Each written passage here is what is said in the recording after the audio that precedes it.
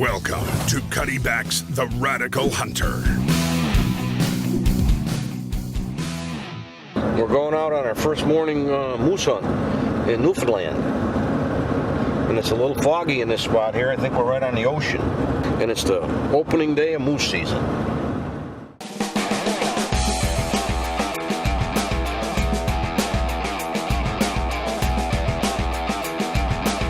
The Radical Hunter is in the field before daylight. They hunt the world in search of new challenges. The weather is not an obstacle.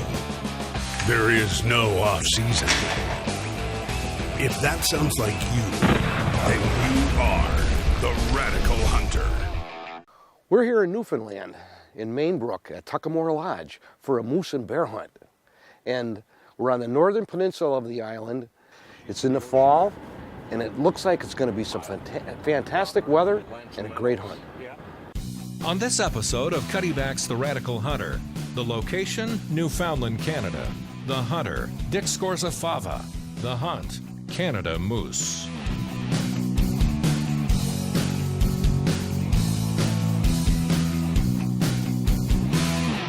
Tuckamore Lodge is located on the northern peninsula of Newfoundland, Canada, and boasts a healthy population of caribou, black bear, and moose. Earlier, Dick got a nice black bear here with his guide Junior Flynn and is trying his luck at bringing down one of those record-breaking moose. In Newfoundland, you have the eastern Canada moose. And Newfoundland, as an island, has more moose per square mile than anywhere in North America. It's a great place to come hunt moose. Cuddyback's The Radical Hunter is brought to you by the new Cuddyback Attack with faster trigger speed and longer battery life. Ozonics, the in-the-field ozone generator. Savage Arms, the definition of accuracy. Tree Stand Buddy, the quick-attach slide-mount system for hang-on tree stands. Code Blue Sense, perfecting the science of hunting. Excalibur Crossbows, the most accurate hunting crossbow. Hoyman Saws and Thermacell Mosquito Repellent. Lakewood Cases and Alpen Optics. Accurate Mag Products and ScentLock. When we came in, we found out we were going to have one good day of weather, and then we were going to get the remnants of Hurricane Irene coming in. It was going to put torrential downpours on us and real heavy winds, and it was going to get plain nasty. We are just spotting here, see if we can find a good bull that we can get on. Opening morning in Newfoundland. Right now, sir, we're looking for a moose. Riding down Looking in the bogs. the highway, looking in the bog the first morning. See what we can't find. At least the fog's lifting though. Yeah. Seeing we only had one good day to hunt before the storm, Junior decided we were going to pack into one of his little secret spots. Well, we're our first morning here in Newfoundland hunting moose, and we stopped at an area here where we can see through this big bog, and we're glassing to see if we can spot a moose out there anywhere that we get on. The method of hunting here is spot and stalk. You get out into an area where you can see for long distances, and you glass until you spot a moose, and then you figure out an approach to get at him. It's pretty neat here. We're glassing for moose across this bog here. We got the Atlantic Ocean in the background over here. Pretty neat. The area that we hiked into was very pretty. Moose bed. Must have bedded here a little while ago. For Dick's Tuckamore bear hunt, he and Junior hung Cuddyback cameras over the bait to identify the prime hunting areas. But Dick just didn't have that luxury for hunting moose in Newfoundland. They were covering a broad, marshy area, trusting more in their Alpen binoculars to spot their game. You can bet Dick wished he had some Cuddyback pictures to narrow his prospects instead of hiking miles through this bog. And it was a long hike in. And I'll tell you, in this country, you got to be in shape. I'm out of breath climbing up this hill here, this old man. In this, as I call it, clear cut. My buddies back in Maine call a chopping. Because the bogs you have to walk through and the slushy ground, it's just really tough on the feet. And there's a lot of blowdowns and cuts. It's just really difficult walking. Got to kind of pay attention to where you're walking so you're not tripping every 2 seconds. I'll get moving up a little further.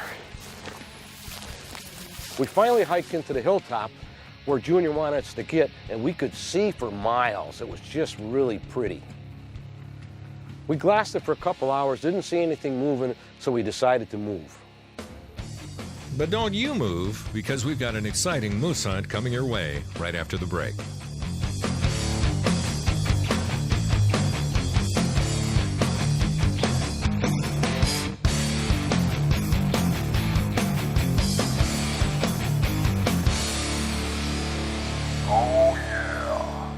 Hey Dick, where's your mosquito net? I don't need one. I have a thermocell. It gives me 15 foot of protection all night long. Thanks for joining us in Newfoundland, Canada for Cuttyback's The Radical Hunter. The weather is closing in, and Dick's afraid he's only going to have one good day to hunt moose. So he and Junior work their butts off for hours to cross this marsh. When they reached the spot, they had a beautiful view of things, but no moose. So Junior decided they should cross to another vantage point. Junior wanted to move to this high area, but to get there, we had to move through this beautiful little valley that had a creek running through the bottom. It was really pretty. That funneled the moose down through us, and hopefully we're going to see some on the way over there. We'll stroll up through this valley, and right up at the end is another big meadow. You never know. They're down there. There's nothing pushing them out of there. So check it out. Yeah, see what happens. Could be there, could not be there. If we don't go, we don't find out. That's right. Dick and Junior worked their way across the valley, squishing through muskeg with every step. It turns out the entire valley floor was nothing but a bog. The rule for going across muskeg is stepping on the grass, because muskeg is a floating lake. And if you step in some of the water spots, you could sink in big time. I've sunk in up to my belly before, and it's not fun. Well, we finally got up there and glassed for a while, but it was getting to be mid-morning now, and it was starting to warm up pretty good. And Junior decided that all the good moose are going to be bedded down now, so we might have turned around and just head back out, and maybe we'll see something on the way out. Try to get you back in one piece. So, reluctantly, Junior and Dick hiked back to the truck and headed to camp. With some time left in the day, Junior offered Dick a sightseeing tour in his boat. Dick had been fighting a cold, so a restful trip sounded like the way to go. We're here in Croquet, Newfoundland, and Junior's going to take us out on a sightseeing tour today along the coast. As you can see from this sign right here, it was the headquarters of the French Navy during the 1800s here, and we're actually standing next to an old French cemetery right here. This little town was once settled by the French. They came here to fish back in the 1800s. Really? So we'll take you out on the bay here and let you have a look around. It'll be pretty neat. We'll retrace some of the routes here. Yeah. It's sure pretty out here, I can tell you that right now. And it is a beautiful day today. I'll take you out a little further, but you are on the Atlantic. This is where the towns that the people lived in back in the 40s, 1940, they moved up to Croak in late 50s. They used to come out here, they lived out here because they were closer to the fishing grounds, huh? Okay. And when the people lived on these islands off the coast here in the wintertime years ago, I can remember my dad saying they would wait until the spring of the year. They'd be ran out of everything, you know. Yeah, I bet. It had to be really, really tough living there. All their food supply, the winters, everything, you know. The winters were harsh as kind. Even if you got sick, you know, you were stranded. A lot of people died just because they couldn't get out of there. Oh, I bet. It was a hard way to live. Yeah, they say the Titanic went down off the coast of Newfoundland, just a little north of here, that's all. 100 miles or so offshore, right off the coast. Iceberg Alley. We get a lot of icebergs down through, usually from May to the last of July. These first lot of buildings you see coming in, that was the general store years ago, right here. That was where the business people, everything was done off of the waterfront. Our guy Junior was a commercial fisherman for 15 years. It's his boat in the water here now. We just had a little tour around the bay. It was gorgeous. As the sun set over the water, Dick settled in for a nice meal and a good night's sleep, hoping the weather prediction might change for the morning. After the first day, the weather really settled in on us. The wind really picked up and the rain was coming down in torrential downpours. Hang in there while Dick weathers a storm. We'll be back right after hearing from these terrific sponsors who support your right to hunt.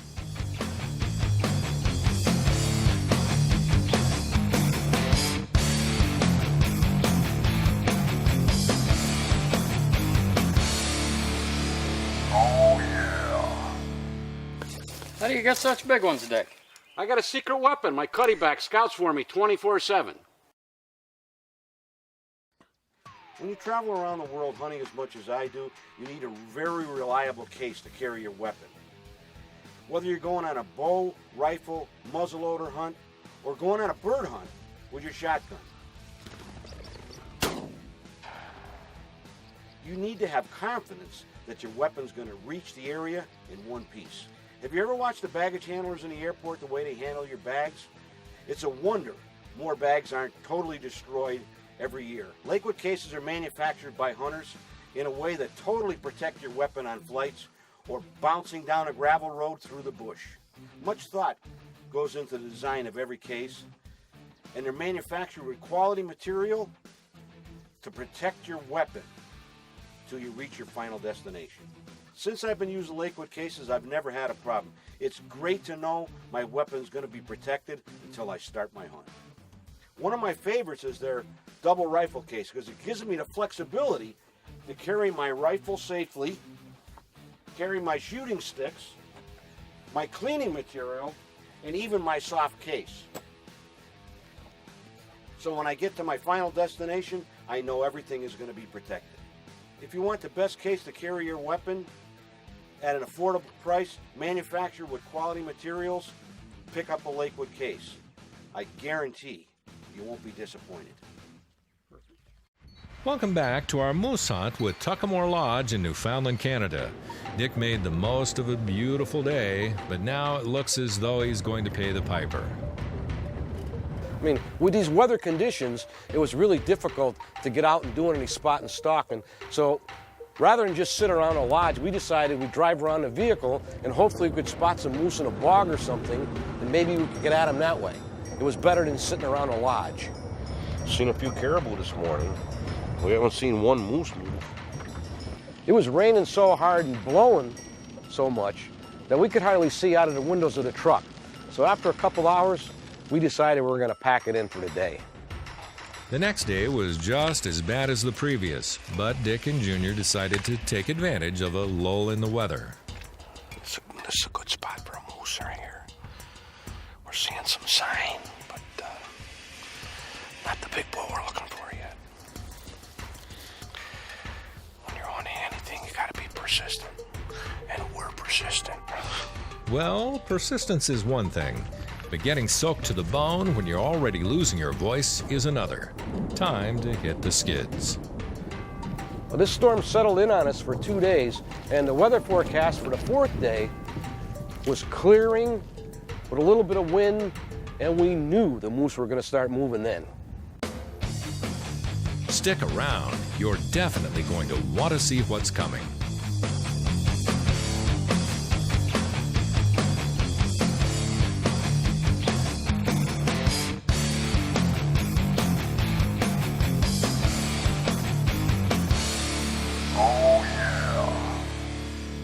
How do you get away with just having one stand?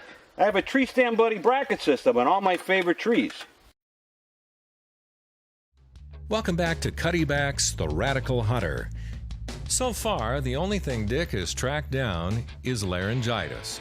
After a great first day, several days of rain and wind kept the moose out of sight.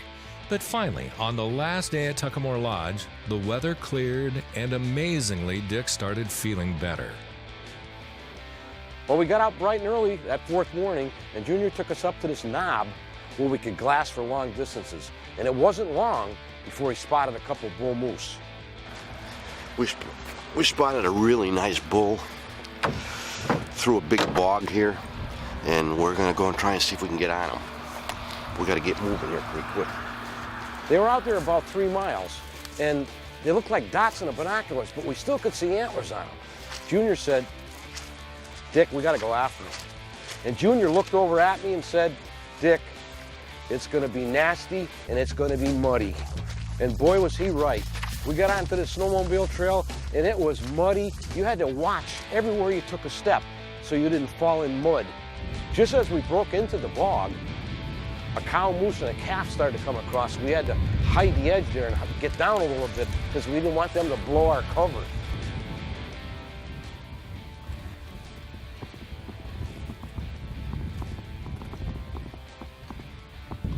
After the cow and calf went by, we started our trek across that bog, and it was nasty. Walking across muskeg, it is really bad if you ever did it, believe me. My greatest fear all the way in there, we were gonna get there and the moose were gonna be gone. And guess what?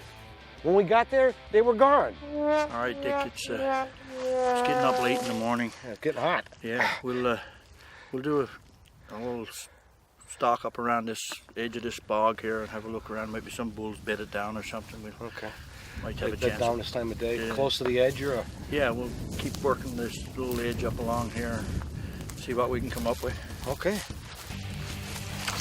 We got this big bog over here to the left of me, and right on the edge of the timber here. Junior's looking for some bedded bulls. They like to bed down close to the bog, and you know, they'll get up around noontime or so, come out and feed a little bit, and then go back and bed down a little bit. We're going to see if we can find one bedded down. It's a good bull. Keep looking. We hadn't gone a quarter mile, and Junior gave me the sign to stop.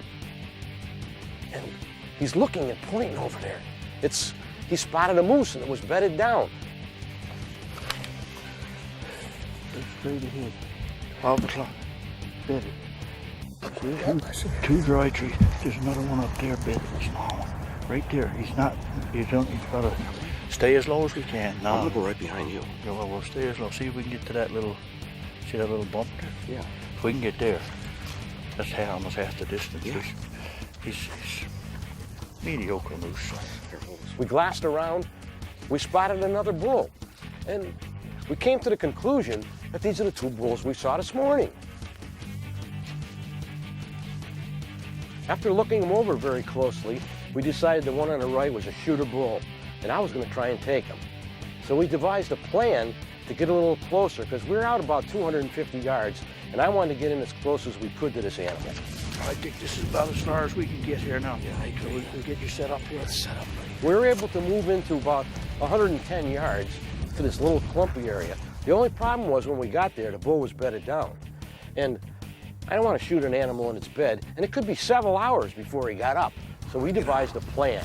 And we're gonna sneak around now. I'll sneak over here to the left and cut down around. That way when he gets up, he'll be in a bit of an angle so you can... Yeah. I'll get him up. Okay. When he gets up, I'm gonna whack him. The plan worked just as we expected. The bull got up and I was ready.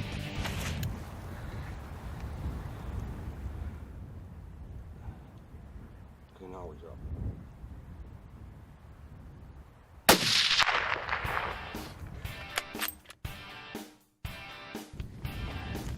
He's down. I mean, that first shot really put the smack on him, but I wanted to put another one in him to make sure he was down. The moose is a really big animal, and they can be tough. I've seen them get down and get up again, and we didn't want this one to get up. Junior and I didn't want to chase him around the country. But he's down now, and I'm excited. Let's go take a look at him. As I walked up, he was a real big-bodied animal and a great representative of a Newfoundland moose.